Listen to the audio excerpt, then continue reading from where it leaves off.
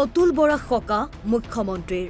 যিকোনো সমষ্টিত প্ৰাৰ্থী প্ৰক্ষেপৰ অনুমতি অগপক প্ৰতিশ্ৰুতি অনুসৰি মুখ্যমন্ত্ৰীয়ে দিবনে সুবিধা কত কত হ'ব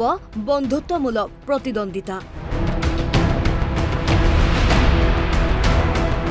বিজেপিৰে মিত্ৰতা কৰি এফালে যদি অগপৰ সুবিধা হৈছে আনফালে সাংঘাতিক ধৰণে ৰাজ্যৰ ৰাজনীতিত শংকিত হৈ আছে আঞ্চলিক দলটো ৰাষ্ট্ৰীয় দলটোৰ মিত্ৰতাৰ বিনিময়ত যিদৰে অগপ চৰকাৰৰ অংশীদাৰ হৈ আছে একেদৰে বিজেপিৰ হাতৰ মুঠিত সোমাই হ্ৰাস হৈ আহিছে অগপৰ শক্তি বিশেষকৈ নিৰ্বাচনত শেষ হোৱা আসন ভাগ বটোৱাৰাই আঞ্চলিক দলটোক সমষ্টিয়ে নেতাহীন কৰি আহিছে এইবাৰো একে সমস্যাত পৰিছিল অগপ সমষ্টি এৰি দিয়াৰ আশংকাত ইতিমধ্যে কমলপুৰৰ সত্যব্ৰত কলিতা কংগ্ৰেছমুখী হল হয়তো অনাগত দিনত আৰু জ্যেষ্ঠ নেতাই সমষ্টি এৰি দিয়াৰ প্ৰতিবাদত দল ত্যাগ কৰিলহেঁতেন ইতিমধ্যে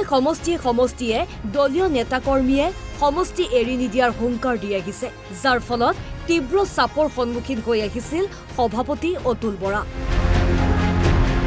কিন্তু এইবাৰ অতুল বৰাক সকাহ দিলে মুখ্যমন্ত্ৰীয়ে সংৰাগ নুঠাকৈ তৃণমূল কৰ্মীৰ আশা আকাংক্ষা সন্মুখত ৰাখি যেতিয়া বুজাবুজি কৰা যায় তেতিয়া সমাধানটো ভাল কৰি 2021তো আমি 4-5টা সিটত খেলিছো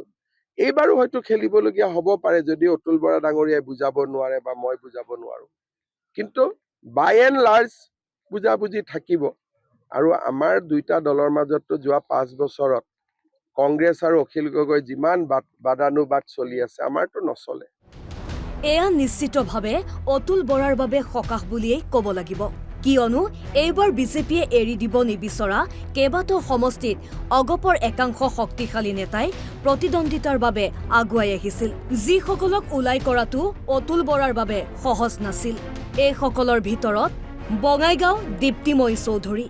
নলবাৰী দিলীপ দাস চিপাঝাৰ জয়নাথ শৰ্মা ৰঙানদী জয়ন্ত খাউণ্ড তেজপুৰ পৃথ্বীৰাজ ৰাভা লখিমপুৰ উৎপল দত্ত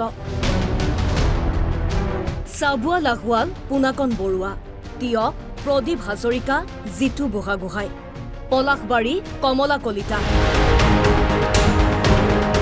মধ্য গুৱাহাটী ৰমেন্দ্ৰ নাৰায়ণ কলিতা ডিমৰীয়া তপন দাস বিশ্বনাথ প্ৰবীণ হাজৰিকা যদিহে মুখ্যমন্ত্ৰীয়ে দিয়া প্ৰতিশ্ৰুতি সঁচা হয় তেন্তে এই সমষ্টি কেইটাত হ'ব অগপ বিজেপিৰ বন্ধুত্বমূলক প্ৰতিদ্বন্দিতা পিছে বিৰোধী ঐক্যবদ্ধ হলে মুখ্যমন্ত্ৰীয়ে অগপ বিজেপিৰ মিত্ৰতা কৰাবলৈ সাহস কৰিবনে সেয়া লক্ষণীয় হ'ব অনাগত সময়ত ৰমেন কলিতাৰ ৰিপৰ্ট অসম লাইভ 24